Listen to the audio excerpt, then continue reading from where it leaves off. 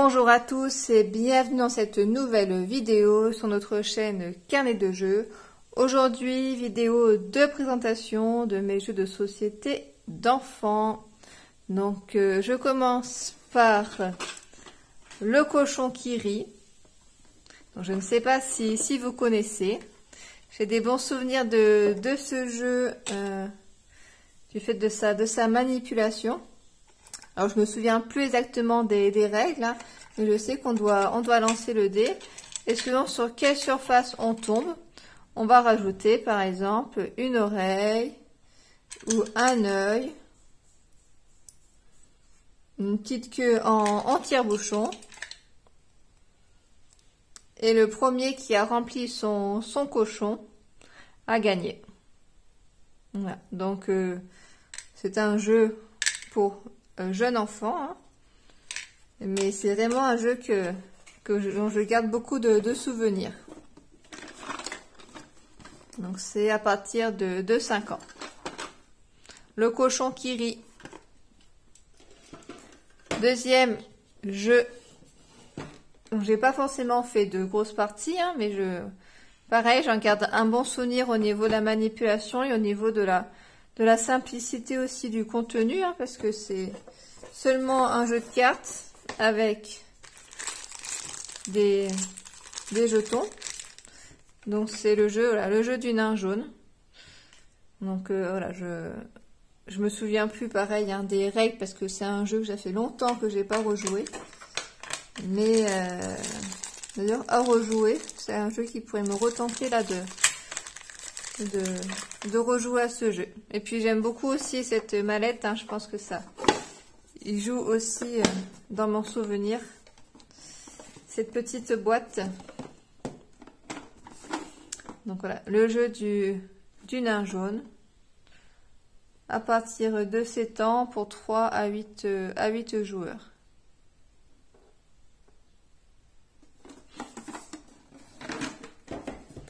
Pour rester dans les plus petites boîtes, un jeu très connu, le Uno.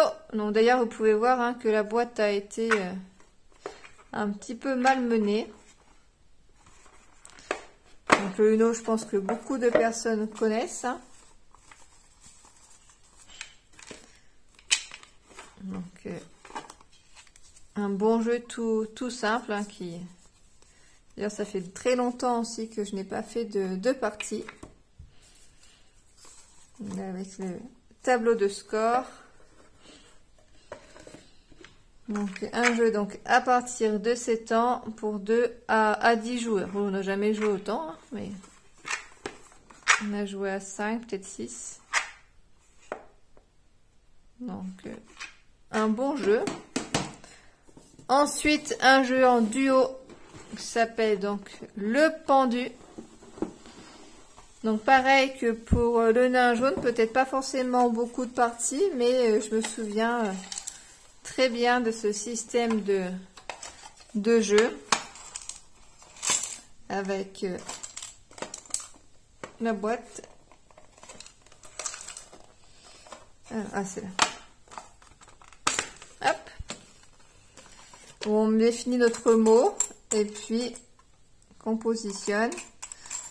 Quand notre adversaire trouve, on retourne les lettres qu'on positionne ici.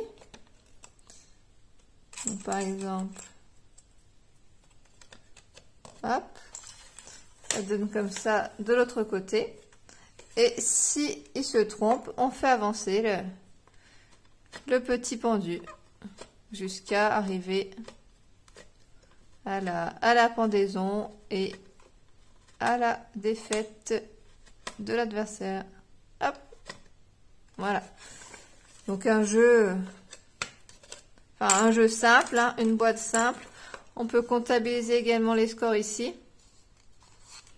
Donc voilà, je me souviens bien de ce système-là. Donc une boîte un peu grosse, hein, par rapport au contenu. Donc à partir de 8 ans pour le pendu. Après, Junior Scrabble. Donc je me souviens aussi beaucoup du visuel du plateau qui a deux niveaux de difficulté. Donc cette partie-là pour quand on est plus jeune, hein, où on met directement sur les mots. Et puis la partie davantage adulte, on va dire, avec le système de comptage de points. Donc, avec le sachet pour la pioche et des lettres qui étaient comme ça.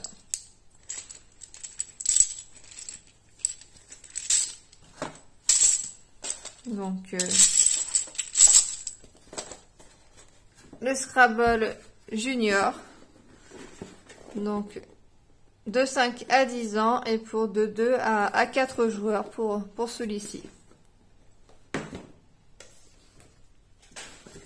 Un jeu très connu, je pense, le Labyrinthe. Je pense que c'est un jeu qui est joué un petit peu, enfin qui était, ou qui est d'ailleurs toujours joué un peu de partout, de 8 à 99 ans pour 1 à 4 joueurs. Donc là, voilà, c'est toujours la grande... Je me souviens souvent que des fois j'espérais, enfin je pensais que ça allait se déplacer comme je voulais, que j'oubliais tout le temps qu'il y avait des tuiles qui ne bougeaient pas. Donc le principe, c'est qu'on positionne toutes les tuiles sur le plateau. Et après, on va faire coulisser, donc d'un côté ou de l'autre, on va faire coulisser le chemin. Et ensuite, on va déplacer notre personnage. Et le but, ça va être de récupérer les différents objets que l'on va avoir, que l'on va piocher. Par exemple, là, il faut qu'on aille récupérer le coffre et le casque. Donc, le coffre, il est ici et le casque, il est tout là-haut. Hop. Le casque, il est là. Et une fois qu'on a tout récupéré, après, il faut retourner, si je me trompe pas, il faut retourner à son point de départ. Donc, il y a plusieurs éditions à ce jeu, hein, parce que j'ai déjà joué avec chez des amis avec un visuel différent. Donc, voilà, un bon jeu aussi de représentation un petit peu de l'espace, hein, parce que souvent, je me souviens que j'étais un peu frustrée parce que je pensais que ça allait tout coulisser et non, ça bloque. Donc voici pour le Labyrinthe. Prochain jeu. Hop. Le toucher-couler. Donc un jeu avec beaucoup de parties. Donc de mémoire, il y avait un des deux côtés qui était cassé, donc c'était un peu dommage. On était obligé de caler quelque chose derrière, mais sinon là, une mallette comme ça. Hop, regardez comme c'est beau quand même. Que de souvenirs sur là-dessus où on positionnait nos navires en bas. Et ensuite, on demandait à l'adversaire. Par exemple, on pouvait dire donc A3. Si on tombe à côté, on met un blanc. Donc c'est coulé, enfin touché, enfin c'est rien du tout. On tombe à côté, pardon. Et si jamais on touche un navire, ça sera touché. Et si, par exemple, si l'adversaire a mis ce petit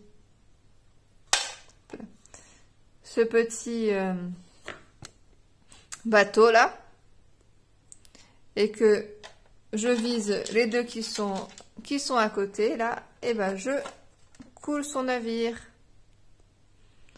Et le gagnant est celui qui a réussi à faire couler tous les navires avant l'adversaire. Donc ouais, vraiment une belle boîte de rangement et vraiment de bons souvenirs. Et voilà, c'est de nouveau encore pas mal le visuel, hein, dont je me souviens pas mal. Je me souviens bien, et qui a marqué un petit peu mon enfance. Donc un jeu à partir de 7 ans. Donc bah oui, pour 2 joueurs. Une grosse boîte, hein. Enfin une longue boîte.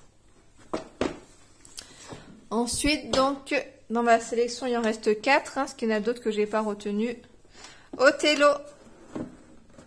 de bons souvenirs pour moi, des souvenirs de vacances où on emmenait ce jeu et on jouait sur la terrasse le soir.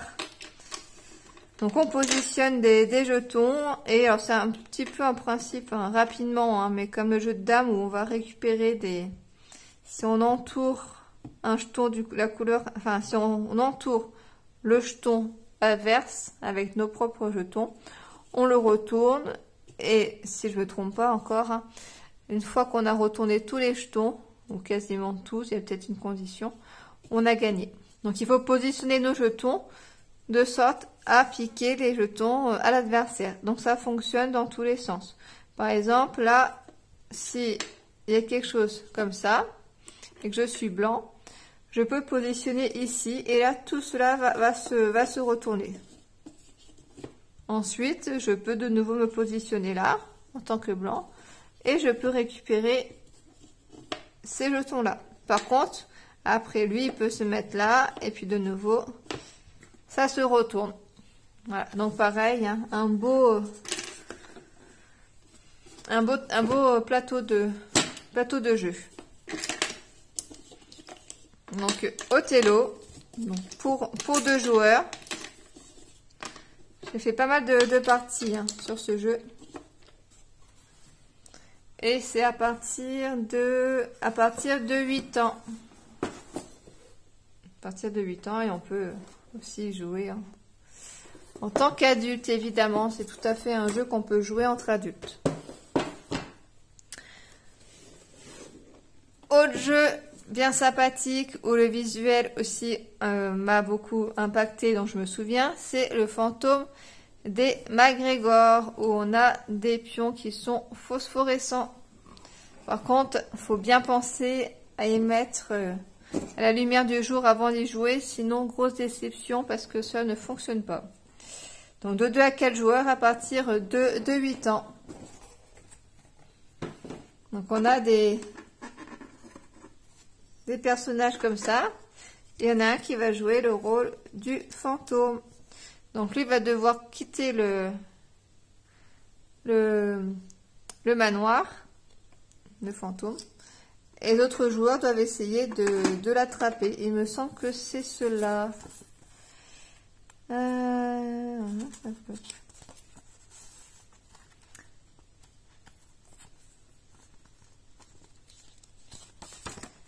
Alors, le contenu, je regarde si c'est... Mais il me semble que c'est là.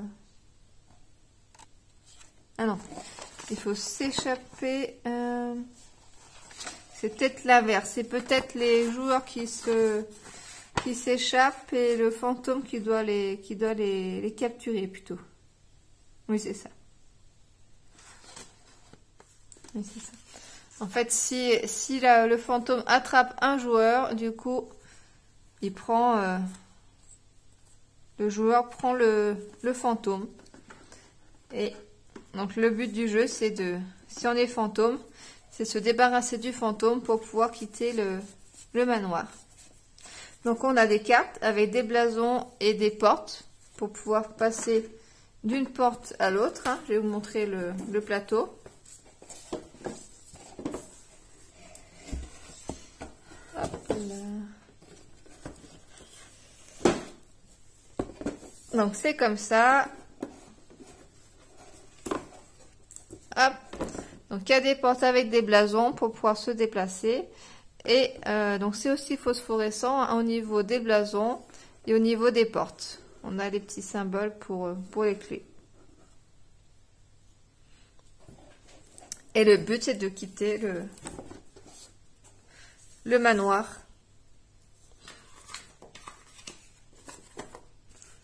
Donc, on peut aussi jouer voilà, dans la nuit, mais bien anticiper pour la lumière, pour éviter les déceptions. 2 autres jeux bien connus, je pense, surtout peut-être La Bonne Paye. Donc, un jeu de gestion d'argent. On va payer des factures, on va faire des réparations de sa voiture. On a un petit livret dans lequel on va économiser donc son épargne. Hein. Donc, on est en francs là. les billets, les cartes de prêt, le courrier qui nous indique qu'on doit payer la réparation de la machine à laver, tout ça, et le plateau de jeu. Avec des transactions, on peut faire nos ventes. Donc un petit système qui peut ressembler, mais assez très rapidement, hein, au Monopoly. Monopoly que je dispose aussi, hein, mais voilà, j'ai choisi de ne pas le présenter ici vu qu'il est très connu. Et puis voilà, c'est pas un jeu, enfin c'est un jeu auquel j'ai souvent joué, mais c'est pas forcément un jeu que je retiens plus que cela. Et le destin, je pense que c'est peut-être le top 1 de tous ces jeux, le destin. Qui est vraiment un jeu même que j'ai joué, on a rejoué assez récemment par rapport aux souvenirs que l'on a. Donc au début donc c'est un petit peu un parcours de vie, hein. Donc on a une roue, donc ça représente, ça représente le dé, hein. Une roue que l'on fait tourner pour définir le nombre de déplacements que l'on va faire. Et on choisit sur le parcours, on choisit un petit peu le chemin que l'on veut. Si on veut se marier, si on veut changer sa carrière, parce qu'au début on choisit la carrière que l'on veut faire. Si on veut changer aussi l'habitation qu'on a choisi, le salaire. Donc, voilà, on a des lieux d'appartement, de maison. On choisit le métier, artiste, médecin, vendeur. Donc on choisit, je crois, on en pioche quelques-uns, on choisit parmi notre sélection. Et pareil, le salaire, on choisit parmi une sélection. Évidemment, plus le salaire monte, plus les impôts augmentent. Hein. Et également, donc, les jetons destin, qu'on retourne à la fin de la partie, savoir combien on a gagné. Et il y a surtout donc les petites voitures. Donc on choisit une voiture au début, on choisit un personnage, donc homme ou femme, donc rose ou bleu, et on positionne sur une petite voiture. Et après, quand on se marie, on met un deuxième personnage, ensuite on met les enfants derrière. Et tout cela se déplace sur le plateau de jeu, avec les différents éléments qui s'ajoutent.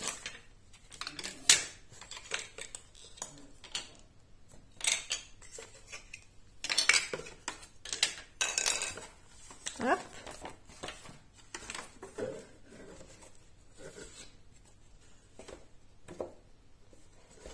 Hop, hop, hop. Voilà. C'est ça. Donc le plateau et après voilà, on ajoute les éléments dessus, comme ça. Et on fait passer notre petite voiture. Et donc ce que j'apprécie beaucoup, s'il y a des choix.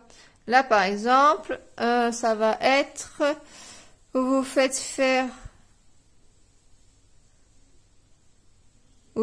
des contrôles médicaux, on paye 5 000. Ou sinon, ici, c'est, vous achetez une télévision grand écran, payez 5 000. Voilà. Donc, on choisit le parcours en sachant qu'après, il y a des choses différentes sur les cases. On a le jour de paye. Et au départ, donc là on arrive à la retraite, et au départ on a deux choix. Soit on prend le départ, soit on prend le départ carrière, soit on prend le départ universitaire, où on emprunte du 40 000. Et après, le parcours va être différent. Donc universitaire, le choix de carrière va se passer ici, c'est un peu plus long. Après, là, on va se marier. Ici, on va acheter une maison. Voilà.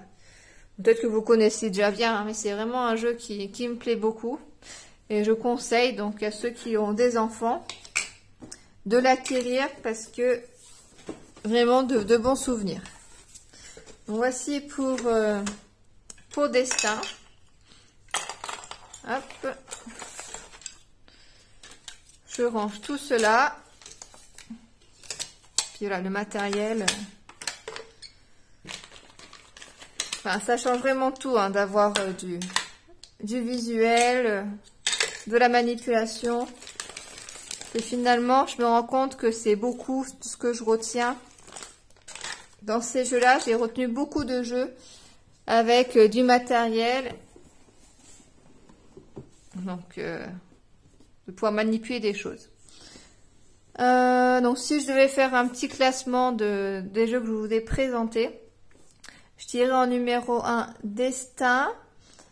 Après, donc, La Bonne Paye, on a fait beaucoup de parties. Après, je dirais Othello. Je partirai sur Othello. Voilà. Le fantôme d'Emma Gregor, je dirais. Et le labyrinthe. Le Uno aussi. Labyrinthe, Uno. Donc voici, je dirais, pour les principaux, les jeux, on a fait beaucoup de parties. Et après, de manière un peu plus aléatoirement, bon, le Scrabble Junior, c'est vraiment quand on était petit. Le pendu, donc ça se joue à 2. Tout comme toucher coller, on a fait aussi pas mal de parties, mais j'étais peut-être plus petite. Le jeu du nain jaune, qui est très bien, mais bon, c'est vrai qu'il y a beaucoup moins de matériel. Puis le cochon qui rit, mais ça c'est plus petit, donc voilà. Donc voici ma sélection de jeux, en sachant voilà, que j'en ai d'autres. Hein. Comme je disais tout à l'heure, j'ai aussi le Monopoly, mais que je n'ai pas retenu. Le Rubik's Cube également. Quel autre jeu j'ai vu Jungle Speed, Ligretto aussi, mais ça j'ai joué plus grand. Plus grande, hein, j'étais plus grande, donc ça fait moins enfance. Donc voici pour cette vidéo de présentation de mes jeux d'enfance. N'hésitez pas à me dire en commentaire les jeux auxquels vous avez joué et pourquoi pas me faire découvrir des jeux fort sympathiques également. Et à bientôt dans une prochaine vidéo.